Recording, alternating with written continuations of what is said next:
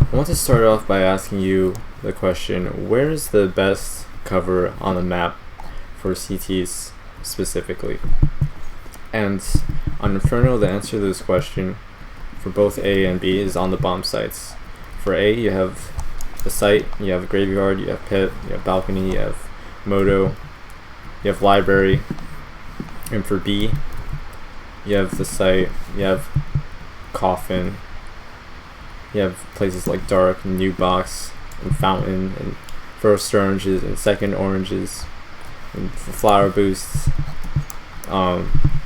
Whereas if you're up on banana, this is a fairly weaker angle because you don't have any potential for like a crossfire, unlike on the bomb site.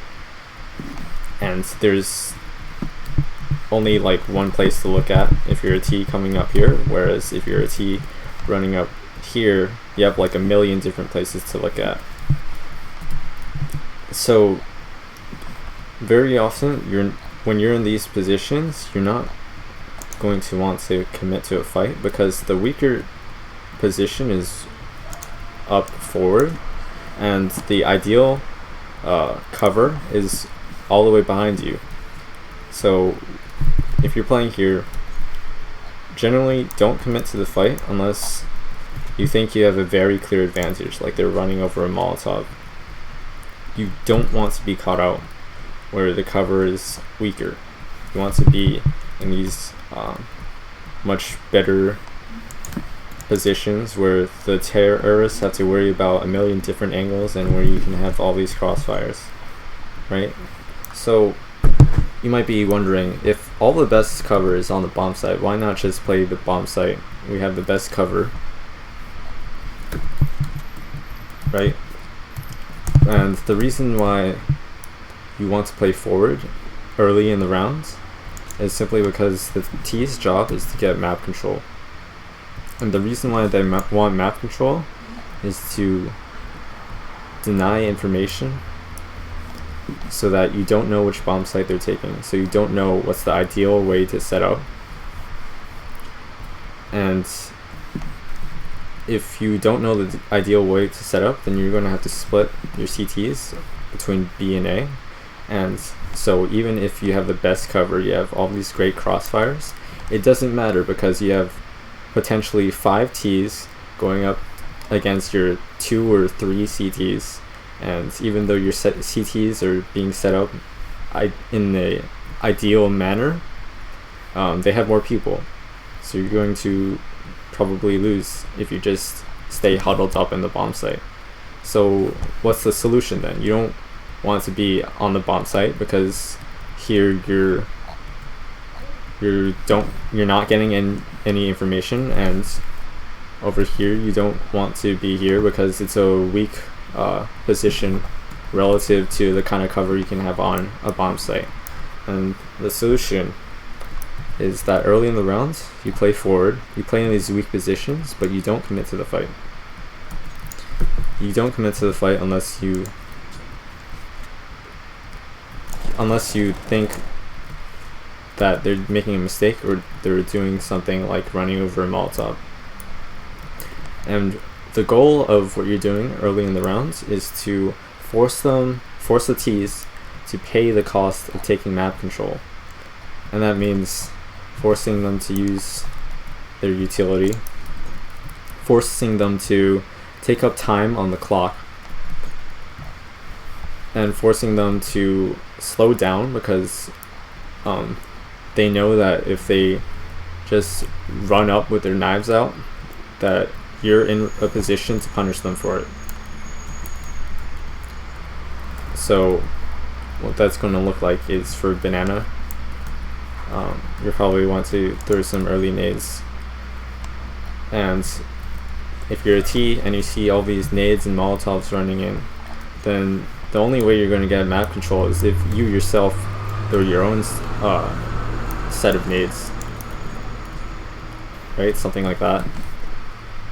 And then if you're a CT and all of these T nades come in, you're going to start worrying. You're going to about dying because of how they're mauling you out of the better positions, and you're going to want to pull back, and you should be happy about that. Why? Because you force them to pay the cost of taking this banana control.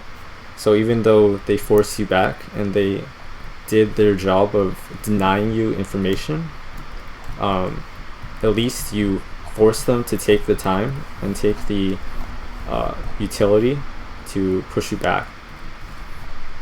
And now you're back on the site where you have the ideal cover. And now that you're in the ideal cover, here's where you can stand your grounds and fight to the death if necessary. And what's going to happen if they don't try to fight for this map control is you can punish them pretty easily by just leaving one person up here to watch banana while your other B guy rotates to A, and then you have a very nice 4A stack. So what's going to happen is if they just ignore banana completely and just go A, they're going to run to your stack, and you can have very good crossfires and setups with 4 people, and they're probably going to lose the rounds. Because even though they have 5 people against your 4 people, you have the advantage. You're in the ideal cover on the A site where you have all these different places where all these different angles the T's have to worry about, and you have all these different crossfires you could be potentially playing. And meanwhile, this solo B player, what they can do is, first of all, if they don't want to die, because if they die as the solo B player, the T's are going to have the bomb site basically for free.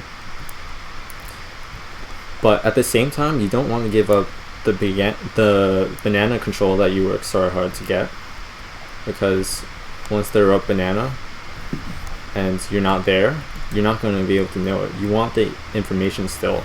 So you're going to want to play forward but safe. So what does that usually mean? Well, if you have an off, you can just post up, and if they peek you without like a flash or anything, and this is just a free kill, right? But then you don't want to re-peek, because re-peeking for oppers is a pretty big disadvantage.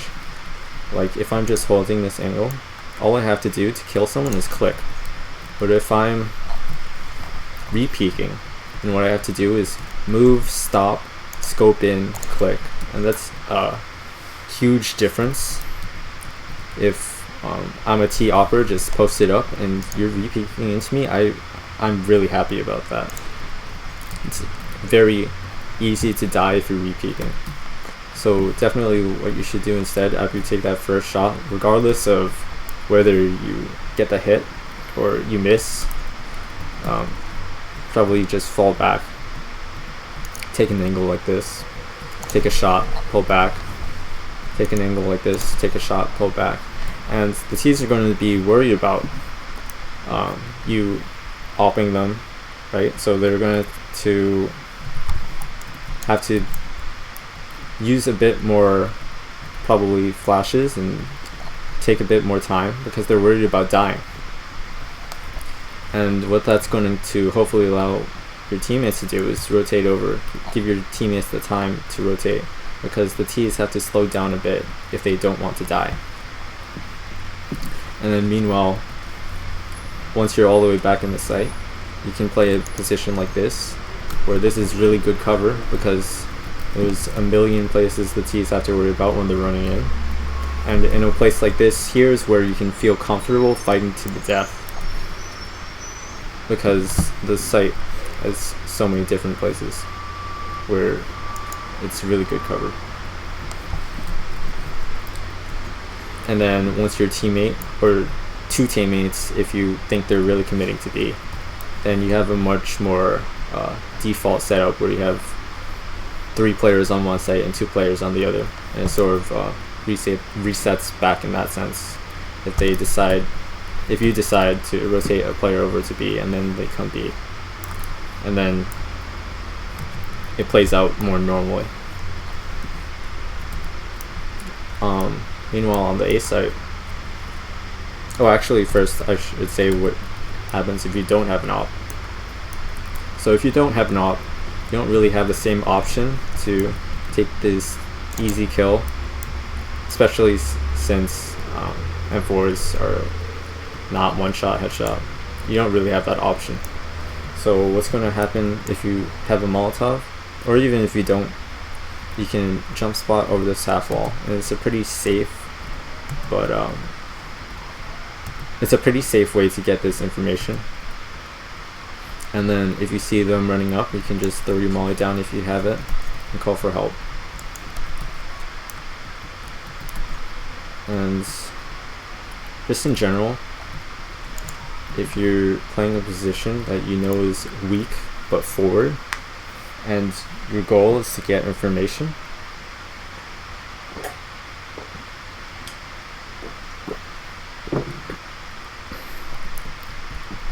then instead of holding still, you want that movement factor. So even if you're not playing this jump spot and you're playing a more normal angle, like maybe over here we can't have that same option, what you're going to want to do is jiggle, and that will make you much more difficult to get killed, but it will still allow you to get the information as you need. And if you see them, you can fire a few burst shots and just pull back to the better cover that's behind you. And for the A site, that principle is going to apply a lot here. You're going to want to jiggle a lot in these forward, weaker angles, because you want to compensate for the fact that this cover isn't as ideal as it is on the bomb site. So as an R side player, early on, you want the information. You want to play forward in these weaker positions, but you don't want to die. So very often what you'll do is jiggle in a position like this. But then over time, the T's could be pushing up second mid. And if you're jiggling over here and they peek out second mid, you're probably going to die, even though you're jiggling. So after a few seconds, once you're worried about this peek over here, you're going to want to pull off this angle and back and jiggle maybe over here instead. And then as more time passes, they could have apps. They could run out boiler and kill you like this. So what you're probably going to want to do is pull back even more to an angle like this and jiggle. So even if you don't see any T presence at all, just from the fact that they could potentially peek you from angles that you're not looking at, you're going to want to pull back as a CT. And that just goes to show how weak some of these forward positions are, as opposed to a place like this where you can definitely isolate the angles that they're peeking you from a lot more easily, or a place like here, right? You can watch one angle at a time when you're in the bomb site, but not in these weaker positions, which is why you should be more willing to not commit to the fight and pull back from these weaker positions over time. But what you're doing when you are playing forward is that you're keeping the T's in check, basically. So you're forcing them to flash you back, you're forcing them to not run up like haphazardly, because if you do, you're in position to catch them out if you think they're making a mistake. But at the same time, if they're not making a mistake, you're being hard to kill.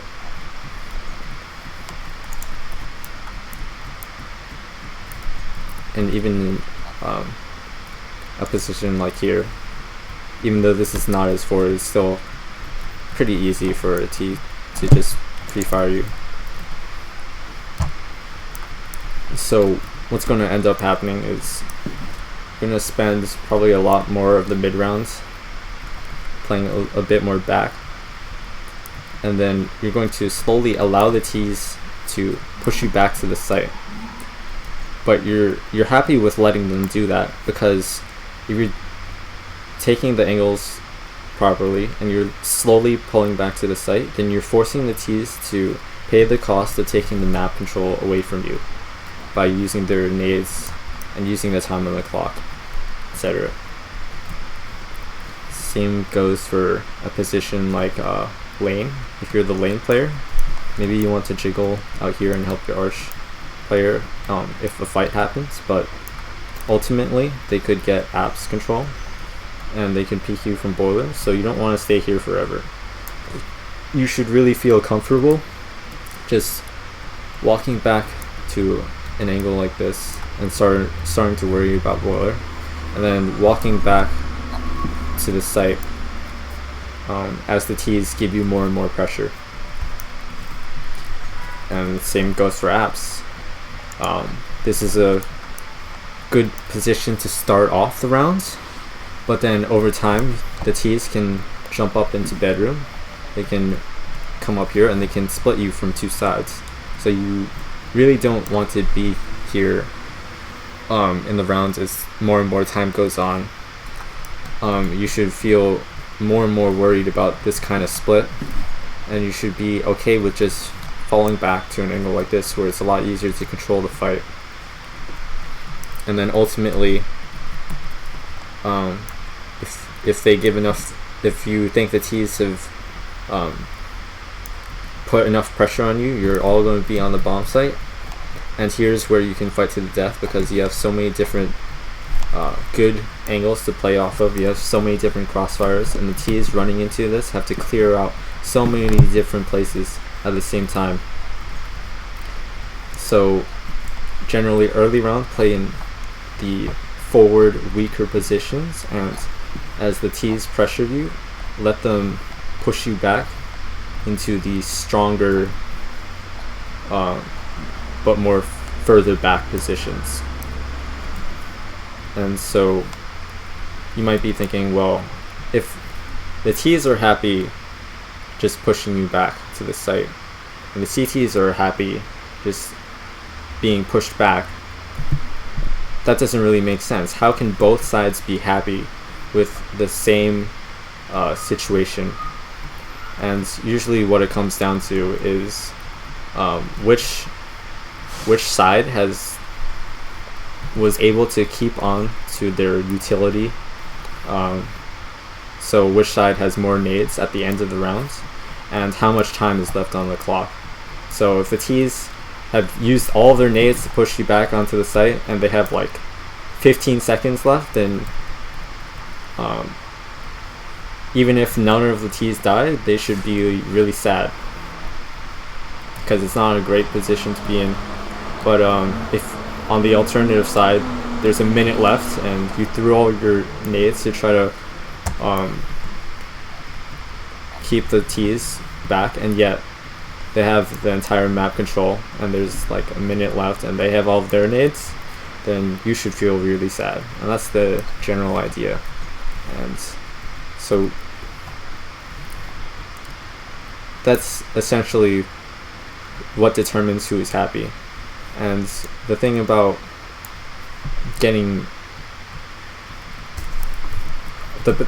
this information game and this map control game is that kills are incidental to getting this map control or getting this information, not the other way around. So if you get a kill while you're jiggling here and you get lucky and maybe your burst kills a guy and dinks another, then yeah, that's great, but ultimately it's not the goal to find the kill here. And same goes for T's. When they're getting map control, it's not the goal to kill the CTs. The goal is to get the map control, but if a kill happens, then obviously that's good for them too. And then when you have a man advantage, things play out a little bit more differently, because as a CT, if you have a man advantage, you should be even more willing to pull back into site, because if you have a 5v4, then they can't use that same advantage they would have of hitting you with all of their players into a site where you only have half of your players, because they have fewer people now. So you should be more willing as a CT to just play in these ideal positions of cover. Whereas if you are down a man as a CT, as say like a 4v5, if you just play passively on the site, it's going to be even more dangerous for you, because there are 5 players barreling down on your 2 players on A. Your 2 players on A will probably not be very successful. So what do? You probably want to take more risks. You probably want to take more forward positions and be a bit more brawl oriented. Take fights that you wouldn't normally be comfortable taking. And maybe you die because of that, but you weren't in a good position to start off with. So it's much more viable to take these riskier fights that normally you wouldn't want to have to deal with. And another thing I want to add is why you want, as a CT, to take banana control more aggressively as opposed to somewhere on the A side of the map. And it's simply because banana is just this one gigantic choke point, basically. So it's really easy to take banana control with just a few nades, and if you don't see any T presence, you know that you have banana control really securely. Whereas there's a lot of different angles you have to worry about if you want to aggress into a position like T apps or second mid or even mid, and you can't really be secure in them. It's very easy for the T's to catch you out, and you don't really have a position like over here where you can jump spot and be safe, soloing it, holding on to it, and not dying.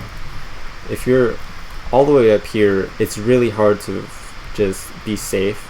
It's really hard to fall back to the site where you have the ideal cover. The ideal cover is like miles away from you.